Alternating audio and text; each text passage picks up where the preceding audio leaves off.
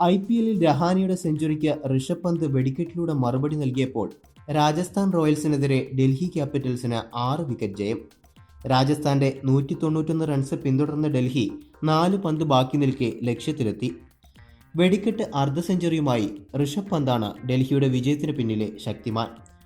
രാജസ്ഥാനായി Rahane century നേടിയെങ്കിലും വിജയത്തിന്റെ രുചിയറിയാൻ ടീമിനായില്ല.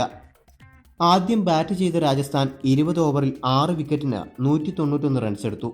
രണ്ടാം IPL century നേടിയ രഹാനെ 63 പന്തിൽ 105 റൺസുമായി പുറത്താകാതെ നിന്നു. രഹാനെയും സ്മിത്തും രണ്ടാം വിക്കറ്റിൽ രാജസ്ഥാന് മികച്ച അടിത്തറ പാകി. ഇരുവരും ചേർന്ന് 130 റൺസ് സ്കോർ ബോർഡിൽ ചേർത്തു. മറുപടി ബാറ്റിംഗിൽ ഡൽഹിക്ക് പൃഥ്വി ഷായും ശിഖർ ധവാനും മികച്ച തുടക്കം നൽകി. എന്നാൽ അർദ്ധ സെഞ്ചുറിക്ക് തൊട്ടു പിന്നാലെ ധവാനും വൈകാതെ ശ്രേയസും മടങ്ങി. മൂന്നാം വിക്കറ്റിൽ ഷാ ഋഷഭ് യുവ സഖ്യം സ്കോർ മതിൽ കെട്ടിയുയർത്തി. 26 പന്തിൽ ഋഷഭ് പന്ത് അർദ്ധ സെഞ്ചുറി പൂർത്തിയാക്കി. 42 റൺസെടുത്ത ഷായെ സ്റ്റോക്സ് തിരിച്ചയച്ചു. ആവേശപ്പോരിന്റെ ക്ലൈമാക്സിൽ പന്തും ഇൻഗ്രാമും ഡൽഹിയെ വിജയത്തിലെത്തിച്ചു.